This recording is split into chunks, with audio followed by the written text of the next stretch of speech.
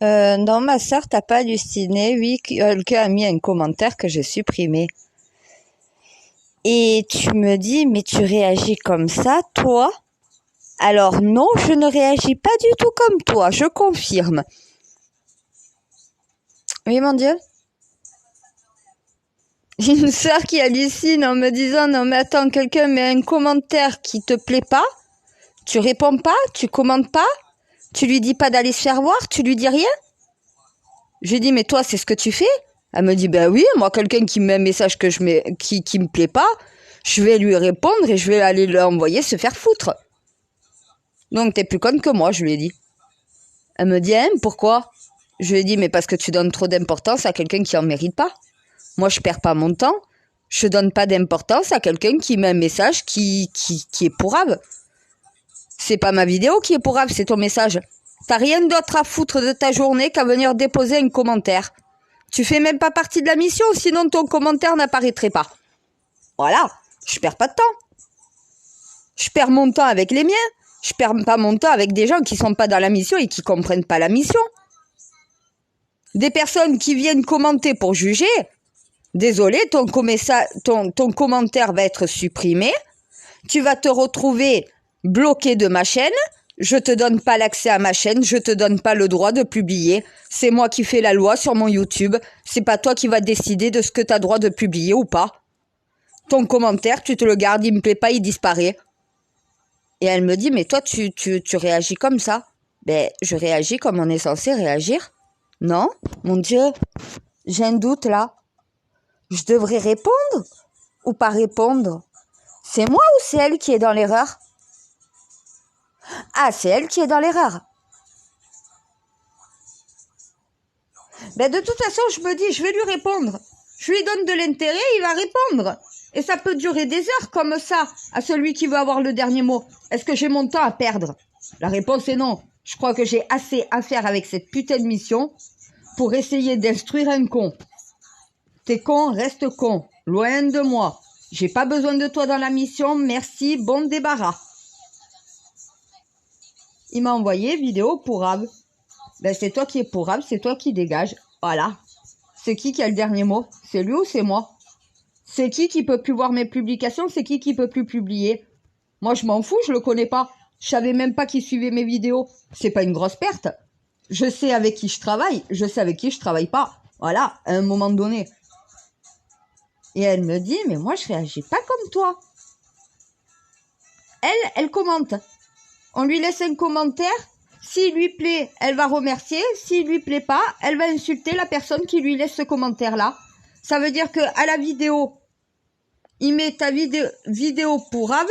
Elle lui aurait répondu, c'est ton commentaire qui est pas pourrave, gros con. Un truc dans le genre. Moi, je lui ai dit, mais moi, je perds pas mon temps.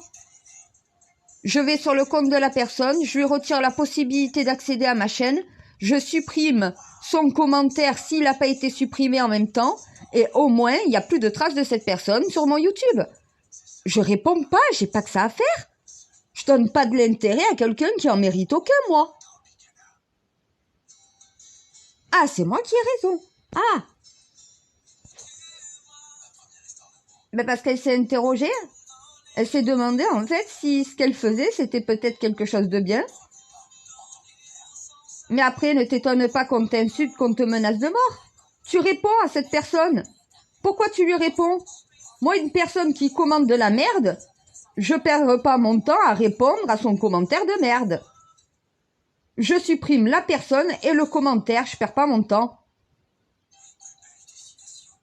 Non, mais mon temps, il est précieux pour mes Templiers. Pour la mission. Voilà. Il est pas précieux pour des petits cons. Ah, mais direct, mais je sais même pas qui c'est. Et j'en ai rien à foutre, j'ai vu le commentaire. Rien d'important, rien d'intéressant. Ça saute. Et lui aussi. Si ton commentaire est pourrave, ça veut dire que t'es pourrave aussi. Si tu trouves que ma vidéo est pourrave, eh ben va voir et va chercher bonheur ailleurs. Hein. Je te retiens pas. Hein. Voilà. Si ça t'intéresse pas, tu dégages. T'as pas besoin de commenter. Si tu commentes, ça veut dire qu'au final, tu dois faire ça sur tous les comptes. Donc voilà, une vidéo qui te plaît pas parce que ce que tu entends te dérange, ben au final, tu vas commenter. Ben moi, les gens comme ça, j'ai pas de temps à perdre avec. Et elle se demande si c'est moi ou elle qui a raison. Mais ne te pose même pas la question. Moi, est-ce qu'il va répondre quoi que ce soit? Qu'est-ce qu'il va pouvoir répondre? Je lui envoie rien. Je lui réponds pas. Donc je lui donne l'impossibilité d'attendre une réponse. T'as gerté, voilà, t'as dégagé. T'es plus un problème pour moi. Eh ben elle va laisser le commentaire, elle va aller répondre au commentaire. La personne qui a laissé ce commentaire va gagner, puisqu'au final, elle lui donne de l'importance. Il va lui répondre. Au final, elle va commencer à s'énerver. Lui, il est content, c'est ce qu'il voulait. Donc voilà, il est en train d'énerver la personne qu'il voulait. Et au final, tu vas passer ton temps à ça. Tu vas t'énerver pour rien. Tu aurais supprimé la personne et le commentaire. Eh ben, au final, tu te serais pas énervé. Tu n'aurais pas perdu ton temps pour rien. C'est la logique. Elle répond. Mais pourquoi tu perds ton temps? Pourquoi tu donnes l'importance à quelqu'un comme ça? T'as pas des gens plus importants à qui t'as envie de répondre? Ah ben là, elle est en train de se dire, peut-être que si je m'énerve autant, peut-être que si on m'insulte, peut-être qu'au final, si je reçois des menaces, c'est peut-être parce que je laisse la possibilité de faire ça sur mon YouTube. Puisque les personnes qui m'envoient des commentaires qui me dérangent, le commentaire reste, la personne reste, et en plus de ça, je lui réponds. En lui donnant la possibilité de chercher à m'énerver ou de m'insulter ou de me menacer. Ne donne aucune possibilité à la personne. Ton commentaire, il aurait été intéressant. Je t'aurais peut-être répondu, il serait peut-être resté. Même si tu fais pas partie de la mission. Au final, ton commentaire, il est pourrave. C'est plutôt ce que tu as voulu dire. Donc au final, oui, tu as dégagé. Tu as le droit de pas aimer ma vidéo. Tu n'as pas le droit de commenter. Voilà. Si tu commentes, c'est que tu fais partie de la mission. Et ça veut dire que ton commentaire est en mode fantôme. Et je te répondrai. Si tu fais pas partie de la mission, que tu mets un commentaire, s'il est intelligent, je vais y répondre. Si ton commentaire est pourrave autant que ma vidéo, ben ma vidéo elle reste, mais toi tu dégages.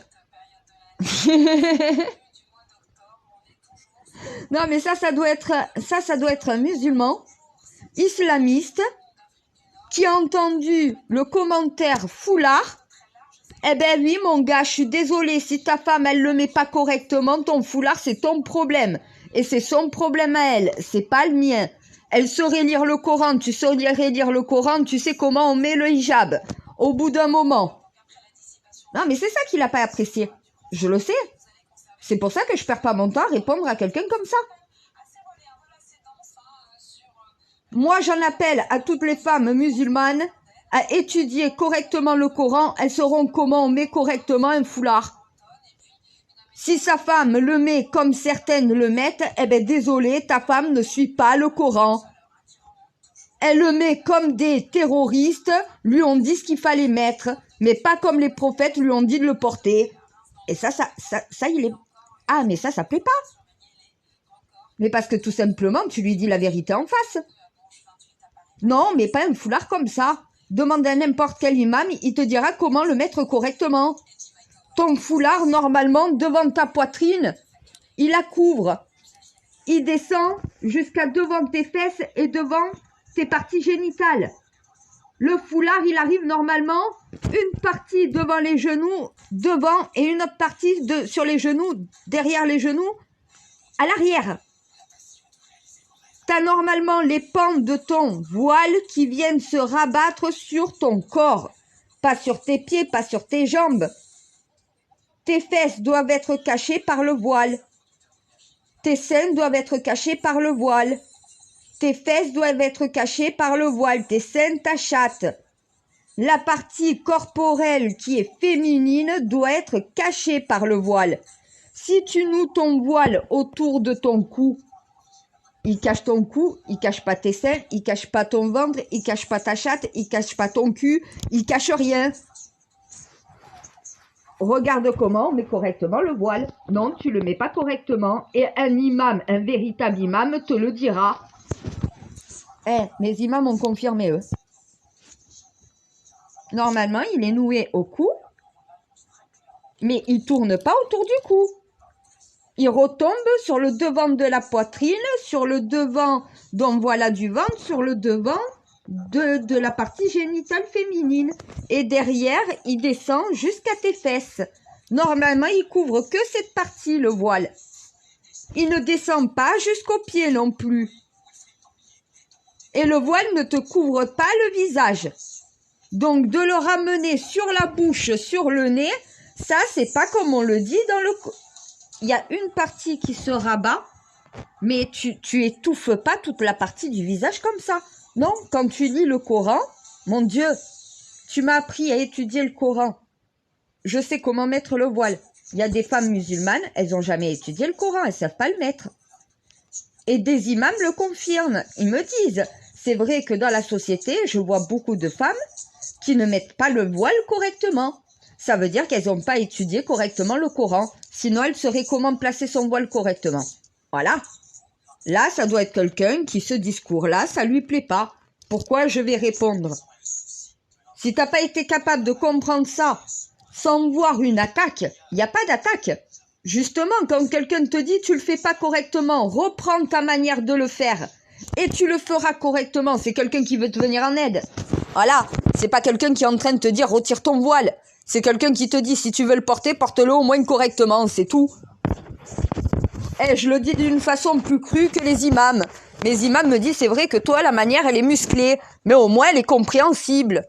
À un moment donné, si tu es un imam, que tu es incapable de dire à ta sœur musulmane qu'elle fait une erreur en le portant de cette manière, qu'on le porte pas comme ça, et la manière que je parle peut déplaire aux Français, hein. Mais c'est la manière dont on met le voile dans le Coran. C'est pas fait pour plaire ou pas aux Français. C'est dans la religion musulmane, le port du voile se met d'une certaine manière. Si tu étudies correctement les textes saints, tu saurais comment la femme voilée est correctement voilée. Et c'est pas comme on voit les terroristes qu'elles sont voilées ou certaines femmes musulmanes. C'est ni l'un ni l'autre. Le port du voile de cette manière-là n'est pas du tout religieux. C'est ce que j'essaye de leur faire comprendre. Voilà. Ah mais les imams disent c'est vrai, t'as raison. Normalement, le tissu doit retomber, donc voilà, et couvrir toutes les parties féminines de la femme. Pas forcément que les cheveux. C'est pas les cheveux qu'il faut couvrir. Dites à nos femmes de rabattre leur voile sur leur poitrine, de ne pas montrer, afficher leur sexualité, leur nudité, la chatte, les seins, les fesses. Qu'elle ne soit pas là pour exciter l'homme. Le maquillage et les cheveux longs, donc voilà, dénudés chez l'homme, c'est quelque chose qui excite. C'est pas dit que tu dois porter la djellaba avec le foulard comme elles le font. C'est pas la façon dont le Coran le décrit. C'est peut-être ce qu'ils ont compris, mais c'est pas ce qu'on leur a dit de faire.